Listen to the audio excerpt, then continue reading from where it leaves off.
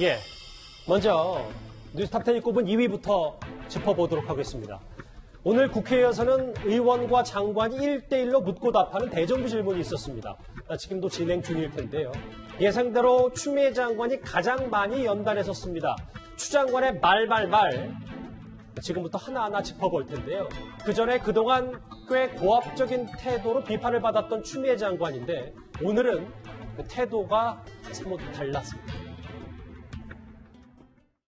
아들 일을 잘 처리해준 보상으로 그 자리에 왔느냐 하는 모욕감을 제가 대신 대변을 해주느라 사실은 독백이었는데요. 이 스피커가 켜져 있다 보니까 그렇게 나가버린 것 같은데요. 상당히 죄송합니다. 공인의 아들이라고 아이가 어릴 때부터 아이는 모든 문제를 거의 스스로 해결을 하고요. 또 그냥 엄마의 그 상황을 이해를 제가 일방적으로 바라기 때문에 저로서는 엄마 역할을 제대로 해준 적이 없는 아들이라고 할 수 있습니다. 어제 사과문도 그렇고 오늘 화면에 봤던 것처럼 잠시 울컥했던 추미애 장관. 뭔가 조금은 분위기가 달라졌는데 이걸 구장처장 어떻게 저희가 받아들여야 되죠? 네. 일단 법무부 장관으로서 만약에 옳고 그름을 언쟁을 했다라면 지금 제기된 여러 의혹들에 대해서 시시비비를 하나씩 가려야 되지 않습니까? 예. 이제 그렇게 접근하기보다는 오히려 이성적인 접근보다는 약간 감성적인 접근. 그러니까 엄마로서 제대로 아들에게 해준 게 없다. 아들을 제대로 돌보지 못했다. 뭐 이런 식의 약간 애둘러서 이제 그 예봉을, 그 날카로운 질문에 대한 어떤 답변을 좀 피해간 측면이 있어 보이고요. 또 한 가지 주목할 점은 그런 질의응답을 누구와 나눴는지를 좀 이렇게 살펴보시면 여당 의원과 이 장관 간의 어떤 그 문답 속에서 그런 답변들이 나왔거든요. 예. 그러니까 뭐 꼭 그런 건 아니겠습니다만 마치 어떤 그 약속 대련을 하듯이 뭔가 국민들에게 어떤 새로운 인식을 좀 심어주려고 하는 어떤 질의와 답변 아니었는가, 뭐 이런 좀 인상을 갖게 되는 답변이었습니다. 예. 오늘 전반적인 분위기부터 시작을 해봤고요. 지금부터는 핵심 의혹들 하나하나 추 장관의 답변을 중심으로 풀어보겠습니다. 추미애 장관은 오늘 대정부 질문에서 먼저 당직 사병에 대해서도 언급을 했습니다. 같이 화면 만나보시죠. 저도 그 뉴스를 들었는데요. 아마도 그 제보자인 사병이 일방적으로 오해를 하거나 억측을 하지 않았나. 정말 제가 군의 어떤 특혜를 받았다면 그 당시 조치를 할 수 있었겠죠. 군대에서 빼낼 거면 모르지만 군에 집어넣은 엄마 입장에서는 병가 가지고 제가 무슨 편법을 동원하거나 했겠습니까? 그건 상식적이지 않지 않습니까? 상식적이지 않은 의혹 제기이기 때문에 또 제가 뭔가를 말을 할 필요조차 느끼지를 않았던 겁니다. 두 문장으로 좀 간추릴 수 있겠는데요, 위원장. 네. 당직병의 일방적인 오해 억측이고, 그리고 군에서 빼낼 거면 모르겠지만 병가로 편법 동원하겠냐 이런 말을 했습니다. 추 장관이요. 대한민국의 여당 대표면 아들을 군대 넣었다 뺐다 할 수 있습니까? 자의적으로? 그렇게 할 수 있는 게 대한민국인가요? 저는 저 발언 내용을 보면 우리 아들이 군대 안 갔어도 되는데 엄마 때문에 갔다라는 투의 이야기, 아들이 뭐 아파서 못 갔다는 이야기, 이건요 대한민국 병무청을 정말 모독하는 일입니다. 세상에 대한민국 병무청이요 군대 안 와도 될 사람을 억지로 끌어다니는 게 대한민국 병무청입니까? 예. 딱 군대 들어와서 문제가 생기면 어디 누가 책임지겠습니까? 군대 가고 싶어도 못 가는 거가 현실에 아프면, 그리고 안 아프면 당연히 병무청에서 합니다. 그리고 이 지금 아들이 나이가 뭐 10대입니까? 다 성인이에요. 자기 판단할 수 있는 겁니다. 엄마가 뭐 넣고 싶어 넣고 빼고 이런 게 아닙니다. 그러니까 저는 추미애 장관의 저 발언을 보면 굉장히 특권의식에 젖어 있다라는 생각이 들어요. 군대는요 의무적으로 가야 되는 겁니다. 병무청에 판단해서 갈 수 있으면 가고 안 갈 수 있으면 못 보내는 거예요. 그게 대한민국 병무청에 하는 일입니다. 국가의 시스템이 하는 일입니다. 예. 엄마가 여당 대표든 일반인이든 그건 똑같은 기준입니다. 근데 지금 추미애 장관은 뭔가 뭐 여당 대표로서 뺄 수 있다는 듯한 이야기, 또 뭐 넣을 수 있다는 이야기, 이것 자체가 본인이 지금 뭔가 할 수 있다는 그런 특권에 있는 그런 저는 뉘앙스로 들려서 굉장히 좀 불쾌했습니다. 비슷한 얘기가 또 있는데요. 여기에 대해서 추미애 장관의 발언 중에 논란이 되는 부분이 하나 더 있습니다. 같이 한번 들어보겠습니다. 아마도 현역 입영을 안 해도 되지 않았나라는 그런 마음속에 제가 아픔을 계속 간직하고 있는 거죠.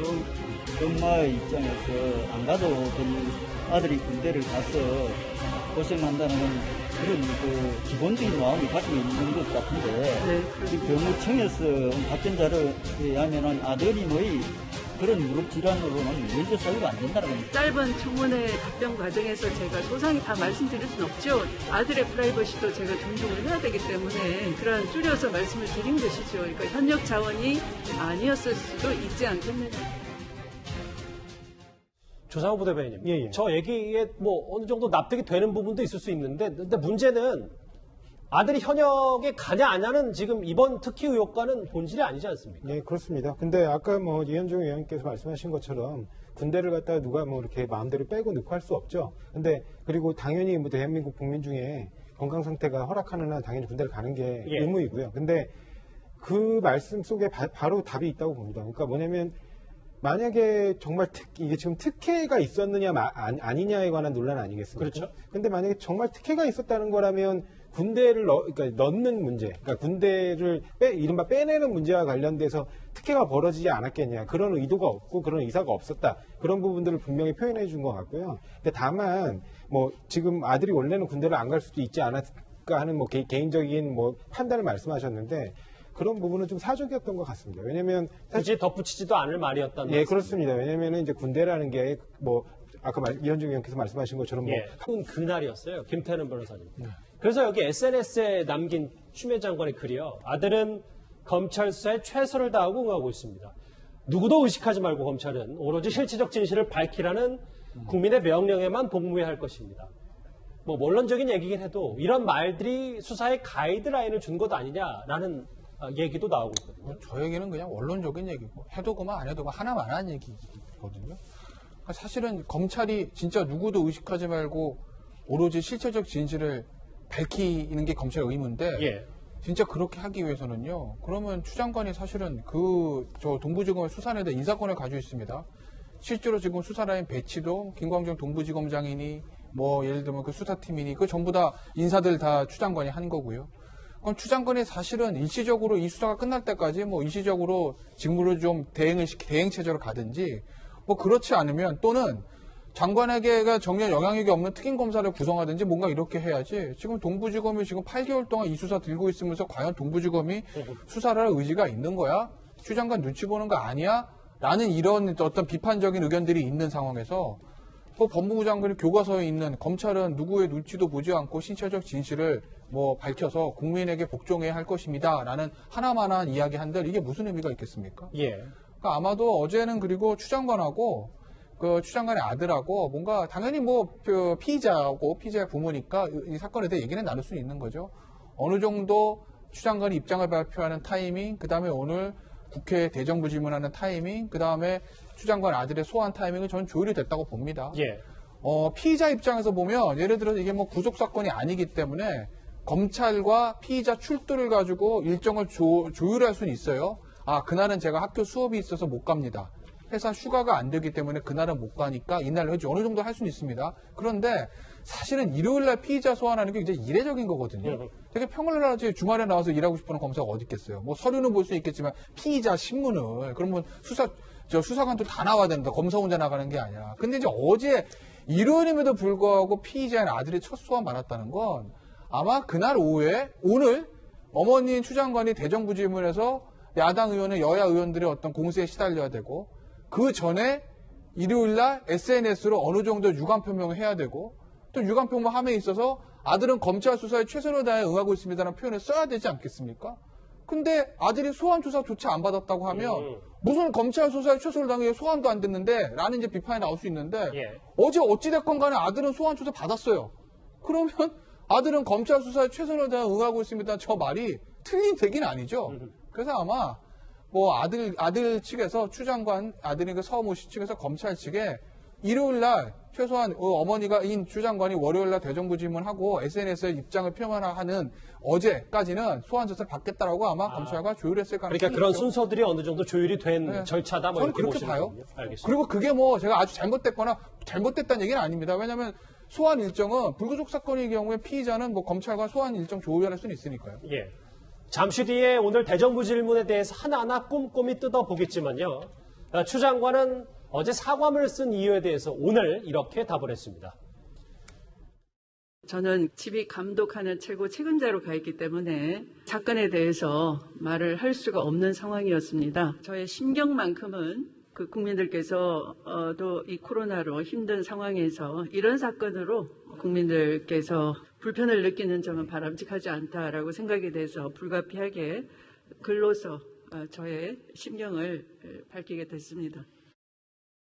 조상호 부대변인, 네. 추미애 장관의 오늘 얘기는 취지는 어느 정도 공감이 된다고 하더라도 실제로 여러 가지 얘기 중에 남편의 교통사고 얘기를 꺼내면서 이게 혹시 핵심을 좀 비껴나가는 얘기 아니냐, 굳이 이 얘기를 쓸 필요가 있었냐라는 지적도 있긴 있거든요. 예, 뭐 그렇게 생각하시는 분들이 있을 수 있죠. 근데 사실은 이 사건에서 이제 어느 정도 팩트들은 다 드러났다고 보거든요. 아, 그렇습니까? 예, 왜냐면 이제 만약에 무슨 외압을 행사할 뭐 어떤 의도나 상황이었다면 국방부 민원실에다가 그 부모의 자격으로 그렇게 민원을 넣었을 리도 너무 웃긴 얘기잖아요. 예. 차라리 국방부 장관 보좌관이라든가 아니면 국방부 장관과 직접 통화해도 될 정도의 직급을 가지신 분인데 그런 부분들도 있고, 그다음에 사실은 뭐 여러 차례 논란들이 있었지만 실제로 이 규정 위반도 사실은 없는 걸로 보이거든요. 저도 뭐 법률가지만 실제로 그 관련 판례라든가 그다음에 해당 규정들을 보면 국방부 훈령이나 이런 규정들을 보면 그러니까 얼마든지 유선으로도 휴가 연장이 가능한 상황이고요. 그다음에 실제로 그런 휴가 연장이 이루어지고 난 이후에 뭐 일상적으로 지금 보면 뭐 이번에 한번 전수조사를 거쳤다는 거 아닙니까? 뭐 연합뉴스 보도에 의하면 전체 지난 4년 동안 예. 카투사 그 사병들의 휴가 현황, 그러니까 병가 현황들을 살펴봤더니 총 493명의 병가자들이 있었는데 네. 그 중에 469명의 그 해당하는 사람들이 진료 기록이나 이런 것들이 전혀 존재하지 않는다고 지금 이미 조사 결과가 나왔거든요, 국방부에서. 그러니까 이렇게 약간 전체적으로 약간 미비한 이렇게 부대 운영들이 있어 왔다라는 것들이 확인됐기 때문에 그때 당시에 지휘관이었던 사람의 구두 휴가 지시가 있었고, 그 다음에 그 부분에 대해서 이제 본인이 휴가를 갔다 왔고 나중에 사후에 그것들을 뒷받침하는 자료들이 병원에 의해서 다 발입된 자료들이 나왔기 때문에 예. 그런 부분들에 대해서는 일단 논란은 해소됐다고 보고요. 단지 말씀 끌어서 죄송한데, 예, 단지 이제 예. 추미애 장관 입장에선 네네. 가족들에 대해서 이제 공격받고 비난받는 거에 대해서 전체적으로 보니까 그 아버지부터 아들까지 이렇게 자기가 신경 쓰지 못하고 정치적인 문제로 신경 쓰지 못하는 사이에 이렇게 다리도 아프고 여러 가지 힘들게 겪었던 가정사들이 생각났던 것 같아요. 그래서 그런 부분에 대한 이제 어떤 본인의 소외 이런 것들이 좀 담겼던 것 같습니다. 만약에 의혹이 그렇게 어느 정도 소명이 됐으면 그 네. 의혹을 쓰면 될 일이지 왜 남편 언급을 했냐라는 지적이 그 질문이 제 질문이 그거거든요. 예, 사실은 남편분과 관련해서도 이제 어떤 차량 등록이라든가 이런 문제 때문에 이미 보도가 나왔었기 때문에 장애와 관련된 보도가 나왔었기 때문에 그런 부분들이 다 복합적으로 자기의 개인사, 특히 개인 가정사가 이런 이슈 문제 때문에 다 불거지는 부분에 대해서 느꼈던 뭐 어떤 개인적인 뭐 아픔, 소외감 뭐 이런 것들을 좀 피력한 것이라고 봅니다. 알겠습니다. 어쨌든 8개월 만에 추미애 장관 아들이 검찰 조사를 받았습니다. 뭘 해도 봐주기 수사 논란 아니냐, 이렇게 여러 가지 야당의 공세가 따를 수밖에 없는데요. 그런데 그 중심에는 윤석열 총장도 있습니다. 이현정 의원님. 네. 제가 이 질문을 좀 드려볼 텐데, 당시에 지난 금요일에도 살짝 언급을 했었습니다만 동부지검 수사팀이 이 해당 병원들을 압수했는데 윤석열 총장은 그로부터 한 달 뒤에야 이 압수색 사실을 알았다라는 보도 하나 나왔거든요. 참 너무나도 황당한 일이 지금 벌어지고 있는 것 같아요. 정말 추미애 장관 아까 이야기하셨는데 추미애 장관 가족 문제 우리 국민들 알 지금 필요가 없습니다. 지금 추미애 장관은요 법무부 장관으로서 지금 일을 하고 있는 겁니다. 예. 자 그렇기 때문에 지금 우리가 요구하는 것은 법무부 장관으로서 사실관계에 대한 자기의 입장을 이야기하는 걸 원하는 거지 가족사를 듣고 싶은 상황이 아닙니다. 그걸 근데 이렇게 공식적으로 이야기한다는 것은 오히려 사건의 본질을 흐리는 것이다 저는 그렇게 생각이 들고 예. 우리가 왜 지금 검찰 수사를 못 믿느냐라고 거듭 이야기하지만 자 검찰의 수장은 누굽니까? 검찰총장이에요. 검찰총장은요 전국에 있는 사건들에 대해서 보고받을 책임과 의무가 있습니다. 그리고 중요 사건들에 대한 지시할 그런 법적인 의무가 있고요. 그 중요 사건에 대해서는 당연히 보고를 받아야 되겠죠. 더군다나 장관의 아들과 관련된 사건입니다. 이만큼 중요한 사건이 어디 있겠습니까? 자, 그렇다면 지금 해당 지금 그 동부지검이 압수색을 들어간다면 당연히 보고해야 되는 거 아닙니까? 예. 그런데도 불구하고 한 달 뒤에 보고했다고요? 또 지금 동부지검은 그러면 어느 나라의 지금 지검입니까? 저 검찰총장의 지휘를 받고 있는 조직이 아닙니까? 법무장관의 지휘를 받고 있는 조직인가요? 자, 그렇다면 과연 이 수사가 어떤 방식으로 이루어지고 있는데 난 당연한 지금 의문을 갖지 않겠어요? 그런 상황에 보면 이 사건은 결국은 동부지검과 도대체 누구의 지휘를 받고 있는지 모르겠지만 결국 윤석열 총장도 저렇게 어떤 면에서 보면 무시된다고 한다면 과연 이 수사 결과에 대한 신뢰성은 우리가 어떻게 담보를 할 수 있을까요? 예. 예. 사실은 이 보도를 저도 봤는데 네. 이게 정말 진실한 보도인지가 조금 의문이 드는 게 예. 사실은 검찰 보고사무 규칙이라 그래가지고 이제 법무부 훈령이 있습니다. 그 예. 법무부 훈령에 따르면 만약에 이런 사건들, 그러니까 법무부와 관련된 사건들, 법무부 직원과 관련된 사건들, 아니면 4급 이상 그 고위공무원이 관련된 사건들에 대해서는 반드시 상급 검찰청과 법무부 장관에게 보고하게 돼 있거든요. 네. 물론 지금 법무부 장관은 본인 사건이기 때문에 본인 스스로 이제 보고를 회피하겠다고 하셨으니까 안 받으셨을 수는 있죠, 법무부 장관은. 근데 상급 검찰청이면 이제 사실은 이제 서울고등검찰청하고 그다음에 대검이지 않습니까? 근데 대검에 그리고 그 규정에 따르면 즉시 보고가 원칙이에요. 예. 일어나면 반드시 그 즉시 보고하게 돼 있는데 그게 보고가 안 이루어졌다는 건 좀 이해하기 어렵거든요. 왜냐하면 사실이 발생하는 어떤 특정한 사건이 발생하면 그 발생에 대한 보고, 그 다음에 중간에 수사 결제 라인들의 결제가 이루어지면 그 수리 보고, 그 다음에 실제로 처분이 이루어지게 되면 처분 보고, 알겠습니다. 이런 것들 다 해야 되는데 그게 안 이루어졌다는 건 조금 저는 납득하기 어려워요. 이 보도 자체가 납득이 안 된다. 예. 알겠습니다. 김태현 변호사님. 다음 화면이 준비가 돼 있나요? 왜냐하면 윤 총장이 또 한 번 등장하는 보도가 있는 게 최근에 대검 형사부장, 대검 간부에게 이번 사건이 바르게 수사될 수 있도록 해당 청으로부터 보고를 잘 받으라. 이것도 원론적이라고 보면 원론적일 수 있는데 또 무게가 간단치 않아서요. 이 얘기 어떻게 저희가 좀 받아들여야 됩니까? 고자 앞서 그 보도 있잖아요. 예.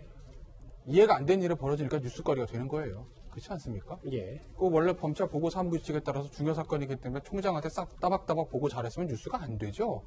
보고를 안 했기 때문에 그런 거를 취재가 됐기 때문에 뉴스거리가 되는 겁니다. 그래서 우리가 관심 있게 보는 뉴스를 보는 거예요. 저게 오본지 아닌지는 당시에 이제 대검 형사부장이 누구죠? 지금 동부지검장인 김관정 지검장입니다. 예. 저게 오보면 아마 김관정 지금 동부지검장이 언론사에 항의라든지 소송을 얘기하든지 언론 중재 가든지 알아서 하겠죠.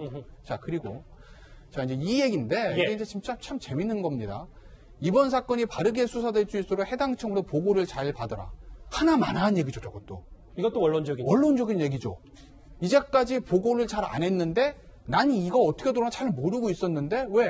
당시에 대검 형사부장인 김관정 형사부장이 나한테 보고 잘 안 했는데, 이 사람이 동부지검을 작업으로 가서도 보고를 잘 안 했는데, 지금 나중에 막 언론이 막 이 사건을 취재를 하고 야당의 공세가 시작되니까 총장님께 보고를 드리겠습니다 라고 얼마 전에 그랬다는 거 아니겠어요? 예.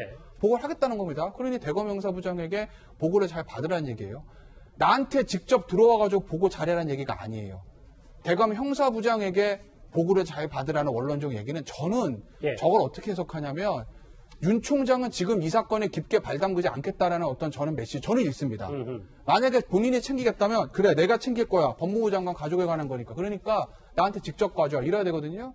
대검 형사부장한테 당신이 보고 잘 받아 이렇게 얘기를 했어요. 예. 대검 형사부장은 누구냐? 남부지검 1차장 하던 이종근 차장이 이번에 승진해서 대검 형사부장으로 갔습니다. 아마 저는 그렇게 기억하고 있는데 이종근 차장이라는 사람이 사실은 법무부에 있어서 그 추미애 장관이 인사청문회 할 때 그 준비안에 있었던 사람입니다. 그러니까 추미애 장관 굉장히 가까운 사람으로 알려져 있죠. 이번에 대검 형사부장으로 갔어요. 뭐 굳이 뭐 검찰이 이게 뭐 누구 라인이다 구분하는 게 좀 어폐가 있을 수는 있지만 굳이 나누자면 윤석열 총장보다는 추미애 법무부 장관과 가깝다고 알려진 사람은 지금 대검 형사부장이 이종근 검사장입니다. 예. 그 사람에게 김관정 동부지검에도 마찬가지죠. 알아서 보고 잘 받으라는 얘기는 나는 여기에 발 담그지 않겠다. 왜? 지금 윤석열 총장이 만약에 이제 발을 담궜다가 잘못 담그게 되면 어떤 게 있냐면 수사 결과 나왔을 때 이거 봐. 윤석열 총장도 보고 다 받고 지휘한 거잖아. 그러니까 이 수사 결과에 가타부타 얘기하지 마. 우리 수사 잘했어. 이런 게 돼버리거든요. 그래서 아마 윤석열 총장은 이 지금 동부지검 수사에 크게 발을 담그고 싶어 하지 않을 거예요. 저는 저 메시지를 그렇게 해석합니다. 알겠습니다. 8개월 만에 처음으로 검찰 조사를 받은 추미애 장관 아들과 윤석열 총장의 발언 얘기 첫 번째 이슈였습니다.